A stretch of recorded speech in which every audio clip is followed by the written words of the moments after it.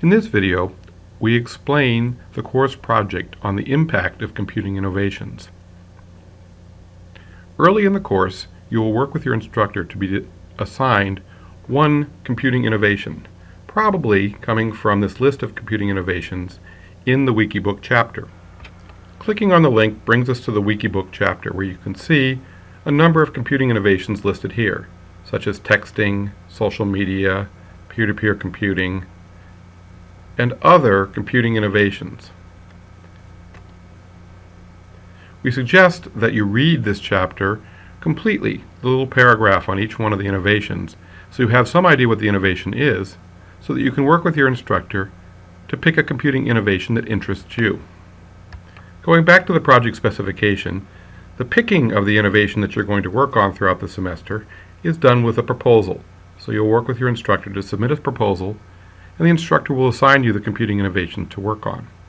Then, throughout the semester, a number of the projects in the course will help you develop a term paper and a presentation about the impact of your computing innovation. In particular, you'll be developing a website that answers some questions and gives some insight into the impacts of your computing innovation. And you will also be doing a video presentation where you present, as you might do in a stand-up oral presentation, you'll present in video your points about your computing innovation. So the result of the project at the end of the course, or towards the end of the course, will be a website and a video presentation, both covering the impact of your computing innovation on society. Looking at the specification for the website in the final project description, we can see that in this specification, and yours may be different, but in this specification, the students are required to create 6 web pages: a cover page, a purpose page, effects and impacts page, technical aspects, relationship to data, and references. Each of these will be a web page linked together to form a website that in a sense embodies a term paper about the computing innovation's impact. The first page is just a cover page, but the other 5 pages contain prompts, and here the prompts are lettered A, B, C, D. The prompts are questions that the student has to answer about their innovation's impact.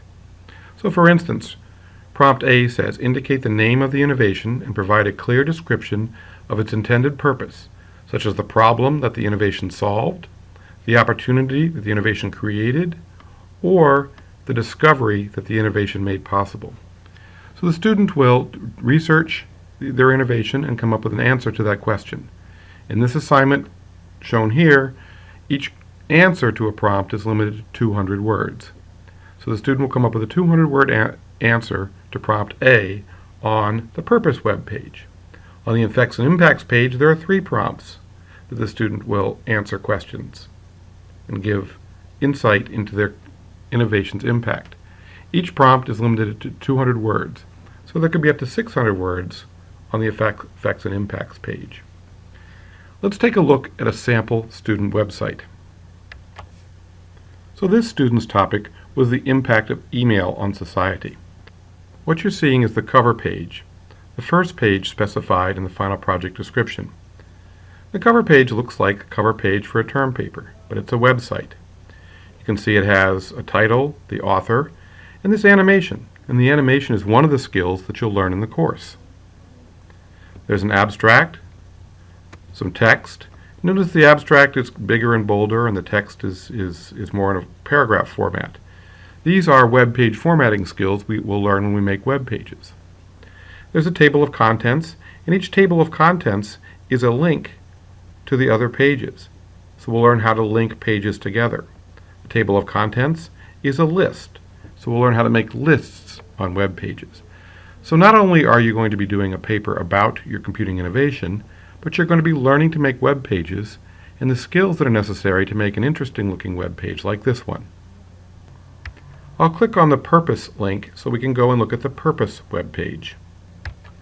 Recall that the web pages that make up this website have prompts that were given in the final project description.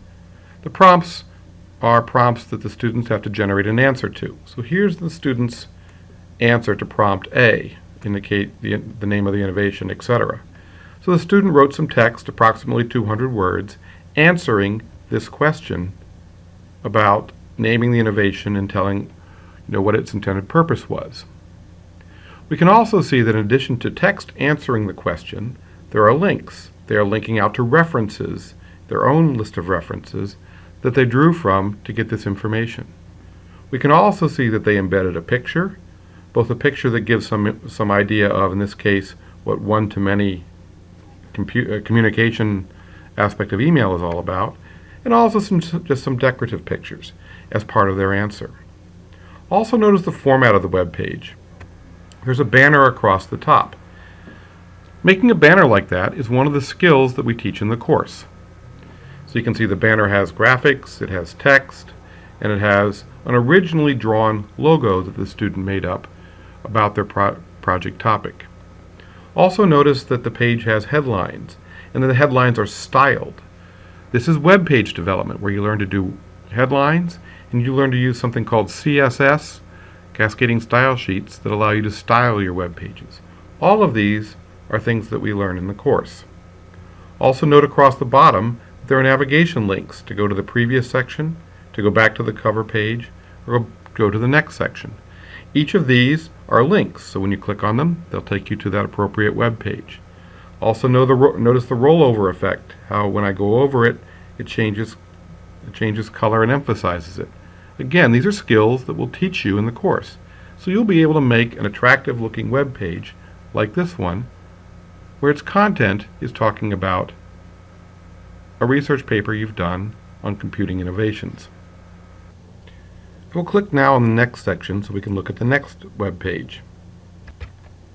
The next web page is the Effects and Impacts web page.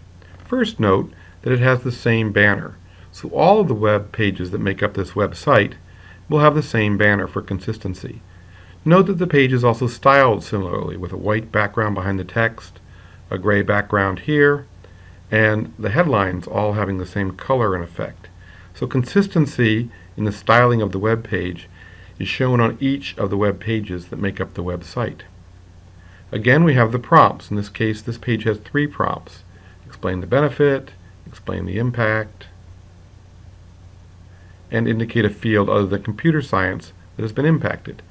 So we have 3 prompts, each with approximately 200-word answers. Again, the answers are augmented with pictures, and in this case, a graph. So when there's numeric data or trending data, it's good to put a graph in. So the student put a graph in this case showing the increase of spam at a business.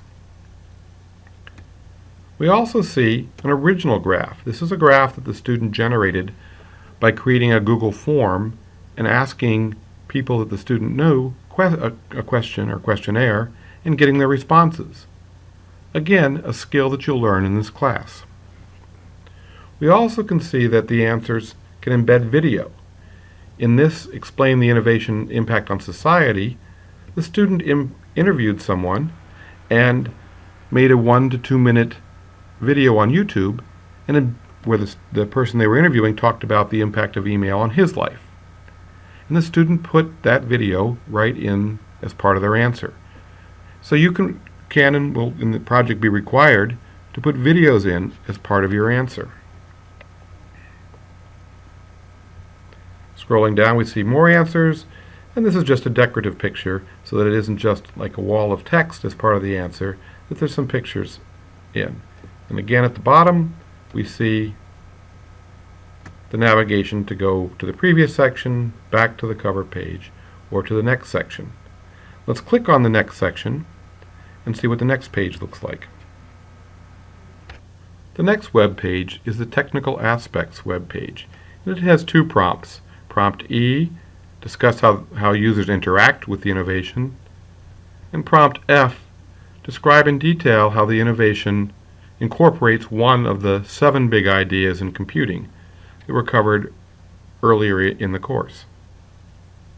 You can see that the answer is, again, approximately 200 words. Again, it has links to the sources that the student used. Again, it has a picture. In this case, it's an important picture because it shows the interaction of users with email, how email is sent, transferred on the internet, and received. So this picture lends a lot to the answer how a user interacts with the innovation. We can see that the student also put in another video. Unlike the first video where the student made it originally, this video is a video put out by Google explaining how people use or interact with Gmail. So they used someone else's video to help answer their question about how users interact with email. This answer is again about 200 words. Notice again some decorative pictures just to break up the wall of text. And again, the navigation across the bottom. Let's click on the next section and go look at the next page. The next page describes the relationship with data, and again answers a prompt with 200 words, pictures to illustrate, links to sources, and another prompt. Let's now go look at the next section. The next section is the final section, and it lists the references. You can see that this student had 16 references, and your instructor will give you some idea of how many references you should have, usually a minimum number with more being fine. The references are listed in an HTML table. So tables are one of the fundamental ways to lay out web pages. So the course teaches you how to make web pages and how to make tables, and here you're putting your references into a table. The format of the reference here has a number, the author, the reference itself, including a link out to live websites, and the year that the source was made. And again, the page has the banner across the top and the navigation across the bottom, although note that there's no next link because this was the last page. Let's go back to the cover page. So this has given you some idea of the scope of the research that you're going to do in the project, and the web page that you need to make for the project. Now going back to the final project description, we can see that we've covered how the proposal works and that the website you're going to need to make to answer questions about the impact of your computing innovation. The final part of the project is to make a video presentation where you essentially present the same thing you did in your website, but you do it in a video presentation that you'll post privately if you wish on YouTube. And the presentation will be 8 to 15 minutes long, and it'll have to address the requirements that are shown here in the project specification.